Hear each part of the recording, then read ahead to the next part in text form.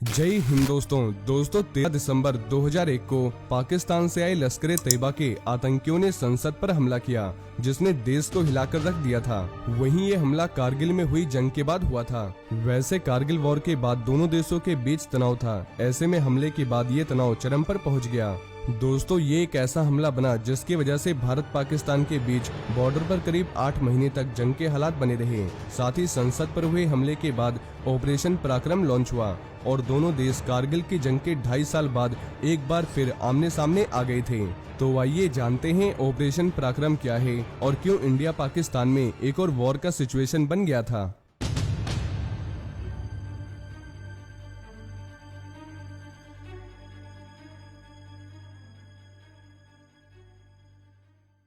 तो दोस्तों, अक्टूबर 2001 से 9/11 अटैक के बाद अमेरिका वॉर ऑन टेरर की तैयारी कर रहा था। राष्ट्रपति बुश दुनिया को धमका रहे थे कि जो हमारे साथ नहीं वो हमारे खिलाफ माना जाएगा। इस मुद्दे पर अमेरिका के secretary of defence Donald Rumsfeld ने भारत को भरोसा दिलाया कि कश्मीर में आतंकी घुसपैठ पर भी अमेरिका की नजर रहेगी। लेकिन नजर ही रही बस, उन्होंने किया कुछ नहीं। फिर अक्टूबर महीने के पहले ही दिन पाकिस्तान ने अपनी हरकत दिखा दी, जब वजाहत हुसैन नाम का एक फिदायीन बम से लैस एक टाटा सुमो लेकर श्रीनगर विधानसभा परिसर में घुस गया। कार को बम से उड़ाने के बाद कुछ और आतंकी परिसर में घुसे और गोली चलाने लगे, जिस वजह से इस हमले में 38 लोग मारे गए। और जैसे मोहम्मद ने इस आतंकी हमले की जिम्मेदारी ली, जिसका सरगना मौलाना मसूद अजहर पाकिस्तान में खुला घूम रहा था। और अगर रिपोर्ट्स की माने तो ये सब ISI की छत्रछाया में हो रहा था। इसके बाद 13 दिसंबर 2001 की सुबह संसद में महिला आरक्षण बिल पर बहस होनी थी। फ्राइडे का दिन था। संसद भवन के बाहर लॉन में जर्नलिस्ट धूप सेक रहे थे। सदन की कार्यवाही शुरू होने के 5 मिनट पर ही स्थगित कर दी गई, जिसके चलते प्रधानमंत्री अटल बिहारी वाजपेयी उस दिन सदन में नहीं पहुंचे। इसके बावजूद होम मिनिस्टर लाल कृष्ण आडवाणी सहित करीब 400 सांसद अभी भी सदन के अंदर मौजूद थे। और ऐसे में संसद परिसर में गोलियां चलने लगी, जिसको देख सभी लोग घबरा गए। दोस्तों, एक सफेद एम्बेसडर कार में बैठकर 5 आतंकी संसद भवन के गेट तक पहुंच गए थे। आतंकी हड़बड़ी में थे। ऐसे में उनकी गाड़ी उपराष्ट्रपति कृष्णकांत की गाड़ी से टकरा गई और उन्हें पैदल होना पड़ा। वहीं मोहम्मद अफजल को ये जिम्मेदारी मिली थी कि वो टीवी पर देखकर आतंकियों को फोन पर आगाह करें कि कब कौन सा नेता पहुंच रहा है। लेकिन उस दिन दिल्ली की बिजली ने साथ दिया, यानी उस दिन दिल्ली में बिजली ही नहीं थी। इस वजह से अफजल अपने टीवी पर सदन की कार्यवाही ही नहीं देख पाया, जिसके चलते सांसद कब सदन से निकले, आतंकियों को फोन से इसकी सही इन्फॉर्मेशन नहीं मिल पाई। इसलिए सिक्योरिटी फोर्सेस की कार्यवाही और किस्मत अच्छी होने की वजह से बड़ा आतंकी हमला टल गया और आतंकियों को मार गिराया गया। साथ ही 3 दिन के अंदर सारी जांच हुई और पता चल गया कि आतंकी लश्कर तैयबा और जैसे मोहम्मद के ट्रेन किए हुए थे और ISI इस आतंक को स्पॉन्सर कर रहा था। वहीं अक्टूबर में श्रीनगर में कार बम धमाके के बाद से ही भारत ने अमेरिका को चेतावनी दे दी थी कि अगर वो पाकिस्तान पर प्रेशर नहीं डालेगा तो भारत जवाबी कार्रवाई के लिए मजबूर होगा। और संसद पर जब हमला हुआ तो ये मजबूरी और बड़ी हो गई। दोस्तों, संसद भवन पर आतंकी हमलों के कुछ घंटे बाद ही नई दिल्ली स्थित आर्मी ऑपरेशन रूम में एक बैठक हुई, जिसमें तीनों सेनाओं के चीफ NSA ब्रिजेश मिश्रा और defence minister George Fernandes meeting में मौजूद थे। मुद्दा सिर्फ एक था, भारत में लोकतंत्र के मंदिर पर हमला हुआ था और जवाब देना जरूरी था। तो सबसे पहले LOC पार पाकिस्तान के आतंकी शिविरों को निशाना बनाए जाने की बात हुई। वैसे आप इसे समझने के लिए सर्जिकल स्ट्राइक भी कह सकते हैं, लेकिन तब इसे ऐसा कोई नाम नहीं दिया गया था। लेकिन आखिर में इंटेलिजेंस की एक रिपोर्ट सामने आई जिसने प्लान की मुश्किलें बढ़ा दी। दोस्तों, पाकिस्तान को अंदाजा था कि भारत कुछ न कुछ तो जरूर करेगा, इसलिए पाकिस्तानी आर्मी ने POK स्थित आतंकी शिविरों को स्कूलों और अस्पतालों के पास शिफ्ट कर दिया। और उनका ये प्लान काम भी कर गया, क्योंकि जब आम नागरिकों पर खतरे की बात उठी तो सर्जिकल स्ट्राइक का प्लान यानी पाकिस्तान पर हमले का प्लान कैंसिल कर दिया गया। और इसके बाद एक नए प्लान की नींव पड़ी, जिसका नाम था ऑपरेशन पराक्रम, जिसके तहत भारत की सेना को बॉर्डर पर तैनात होना था और जंग की घोषणा का इंतजार करना था। दोस्तों, 13 दिसंबर से ही ऑपरेशन पराक्रम की शुरुआत हो चुकी थी। ऑर्डर मिलते ही होल्डिंग फोर्स यानी डिफेंसिव फॉर्मेशन 76 आवर्स में युद्ध के लिए तैयार हो जाती। लेकिन 3 स्ट्राइक कोर 1, 2 और 21 कोर को मोबिलाइज करने में पूरे 3 हफ्ते का समय लग गया। ये सब बॉर्डर से दूर थे और जब तक ऑफेंसिव ऑपरेशन की शुरुआत होती जनवरी आ चुका था और ऐसे में भारत पर इंटरनेशनल प्रेशर पड़ रहा था।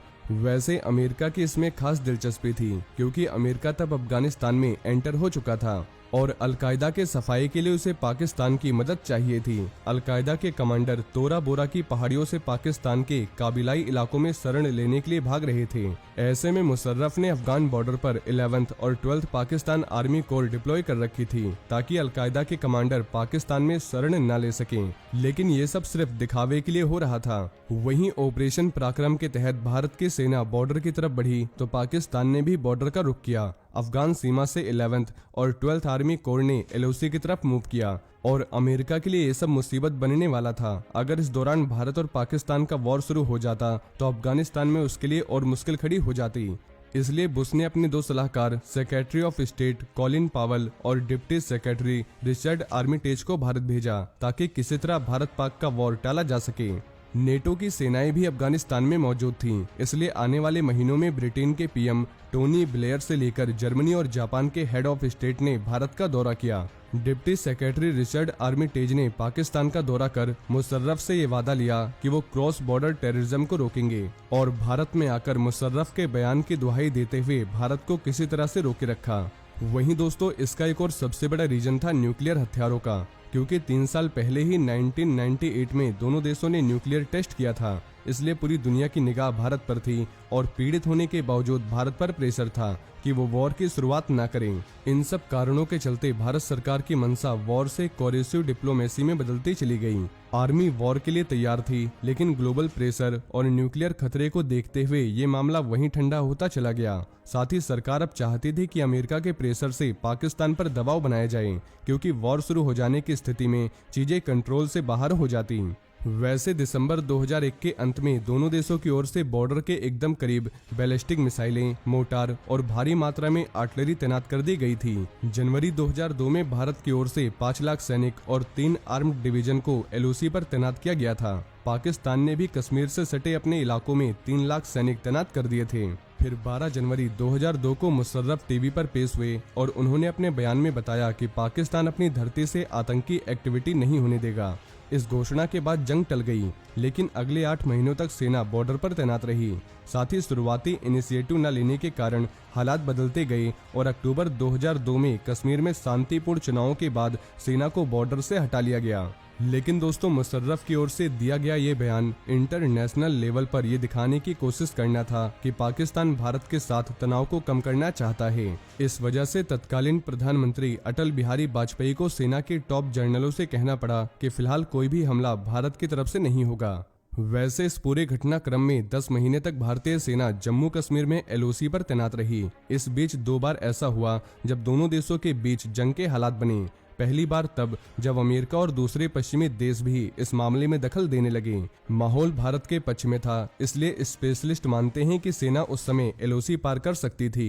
12 जनवरी 2002 को पाकिस्तान के तत्कालीन राष्ट्रपति जनरल परवेज मुशर्रफ ने बयान दिया कि पाकिस्तान अपनी जमीन से किसी भी आतंकी एक्टिविटी की मंजूरी नहीं देगा।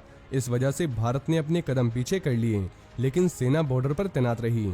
दूसरी बार वॉर के हालात तब बने जब 14 मई 2002 को जम्मू कश्मीर के कालूचक में सैनिकों के लिए बने फैमिली क्वार्टर पर आतंकी हमला हुआ और इसमें 34 लोग मारे गए, जिसमें ज्यादातर बच्चे और महिलाएं शामिल थीं। वैसे दोस्तों, इंडियन एयरफोर्स भी इस पूरे घटनाक्रम में काफी एक्टिव थी। 29 जुलाई 2002 को इंडियन एयरफोर्स के 8 मिराज फाइटर जेट्स ने 1000 किलोग्राम के प्रेसिशन गाइडेड बॉम्ब्स 4 बंकरों पर गिराए थे। ये बंकर LOC के इंडियन साइड की तरफ थे, जिसमें पाकिस्तानी सैनिकों ने कब्जा कर रखा था। इंडियन एयरफोर्स की इस स्ट्राइक के बाद बोफोर्स तोप से भी उन बंकरों पर गोली बरसाए गए थे। इसमें 28 पाकिस्तानी सैनिक मारे गए थे। वैसे ये इंडिया और पाकिस्तान के बीच काफी टेंशन भरी सिचुएशन थी, यहाँ तक कि 10 महीने तक सभी ऑफिसर और जवानों की छुट्टियां कैंसिल कर दी गई थी। वैसे इस पूरे समय में 798 इंडियन सोल्जर्स वीरगति को प्राप्त हुए थे। इतनी ज्यादा कैजुअलिटीज का कारण था एक्सीडेंट्स, और रुक रुक कर दोनों ही तरफ से कई टैक्टिकल मुठभेड़ भी हो रही थी, लेकिन बड़ी वॉर में तब्दील नहीं हुई। वैसे इन सब के बाद भी नवंबर 2003 में दोनों देशों ने सीज फायर साइन कर लिया था। तो दोस्तों, मुझे उम्मीद है अब आपको ये पता चल गया होगा ऑपरेशन पराक्रम क्या है और क्यों इंडिया पाकिस्तान में एक बार वॉर का सिचुएशन और बन गया था। वहीं अगर आप ऐसी और भी जानकारी जानना चाहते हैं तो आपको हमारे चैनल पर ऐसी और भी कई वीडियोस मिल जाएगी, और ये इन्फॉर्मेशन अगर आपके लिए यूजफुल रही हो तो वीडियो को ज्यादा से ज्यादा शेयर करें और चैनल को सब्सक्राइब करना न भूलें। जय हिंद, जय भारत।